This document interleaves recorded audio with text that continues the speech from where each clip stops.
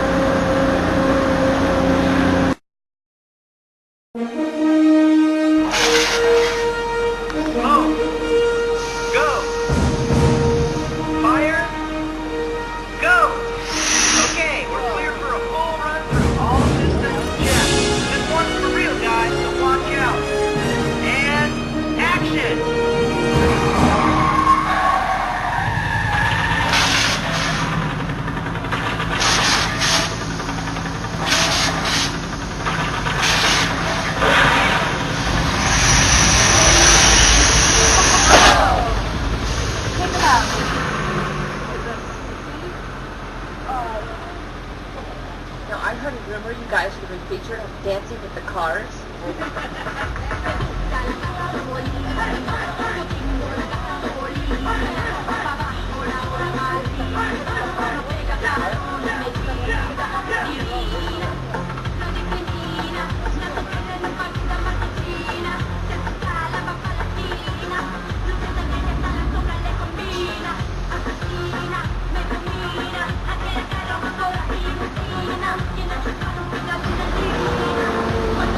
That is beautiful. Check out the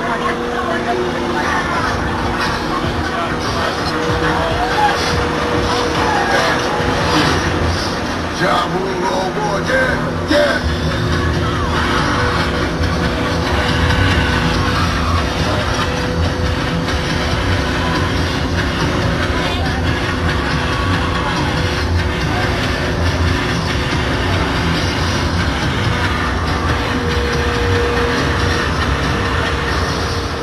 Something completely different. Welcome to Jurassic Park. The props and set pieces you see around here in this portal were created for the Jurassic Park films. The mobile lab that you see off the left side of the cam here and on your screens, that dangled off a cliff in the second film. That cliff was actually a parking structure on our front lot. It was dressed up to look like a cliff. That's so we could have more control over the stunts and have to actually dangle Juliet Moore off the cliff. Oh my goodness. Oh, I'm so sorry about that. That was totally unexpected. Bad Dilophosaurus diseases. Bad Dilophosauri.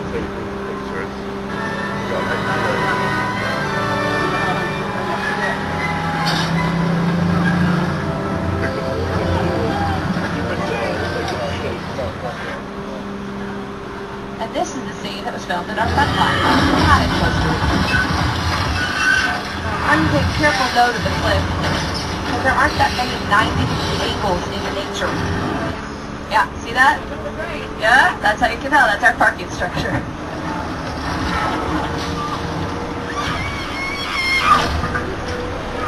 We're going to leave Julianne hanging. Check the weather report. Hi everybody, here's today's forecast for the Universal Backlot. It's going to be sunny and dry in 6 Points, Texas. Ooh, a lot of really good. Expect snow and sleet on New York Street. And we got high chances of cloud and precipitation for Skull Island, Amity Island, and Island of Raw. That's your forecast for today. Now here's a look at what's going on in your neck of the woods. A flash flood warning. Now, don't be silly. Before we could possibly have a flood, we would need to have a little bit of, rain.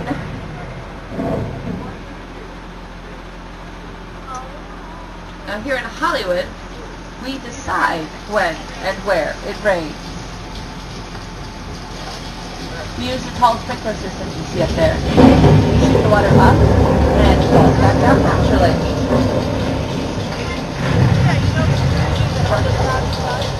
Government rain does not show up very well on camera. Oh no, but please, keep taking pictures.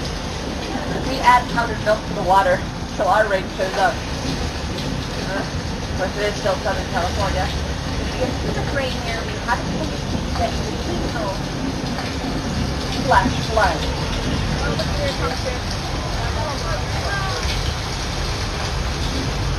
Go ahead, lean in for a closer look.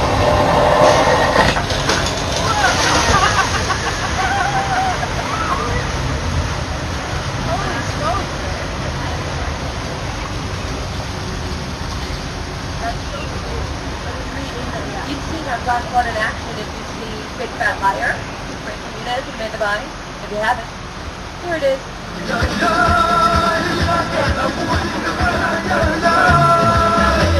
You can't outrun the wolf, kid! Yeah, we'll see about that. Hang on, buddy,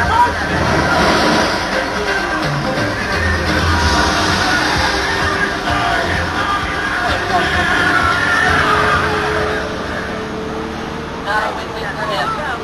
That is known as our old Mexico area in the Three Amigos.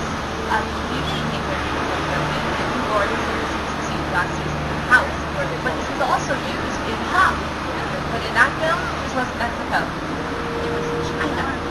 We're about to be crowned the Easter Bunny. Look, Dad, I want to drum in a band. I want to see the world. Maybe the Easter Bunny seized every country in one night. Oh, really, Dad? What about China? Oh, it's candy, woman! Right, so we haven't cracked China yet. But we're going to leave Mexico and China behind and head into some of the oldest sets in all of Hollywood. Our Western sets were built shortly after Carl Evans built the studio in 1914. And they've been used in a lot of travel films. But more recently they were used there for CSI, the Western theme park, this part of our lot. Also, this is where Steven Spielberg guy. So they had to say a little bit more about 6 Points, Texas. Did you know that more movies have been shot on these streets than any other spot in the world? Now, during the silent film era, they could shoot up... Alright, he's parted the Red Sea, and we're going to now drive through it straight to the Promised Land. Or they start to cross the apartment. As we drive through, turn the camera left, Skull Island and the SS Venture, so we filmed this one.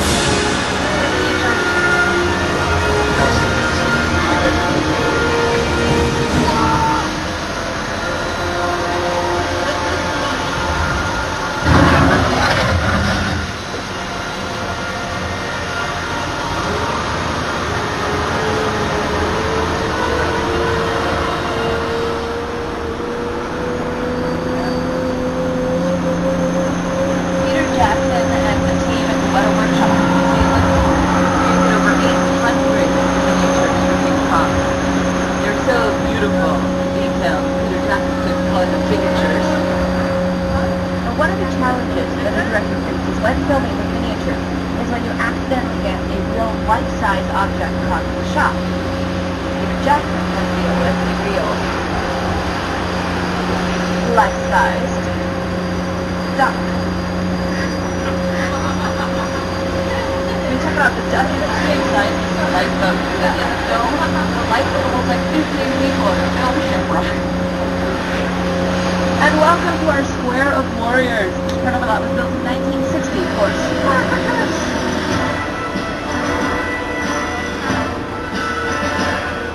We saw more men in skirts here. here for The Scorpion King, starring The Rock, when this was turned into the city of Gomorrah.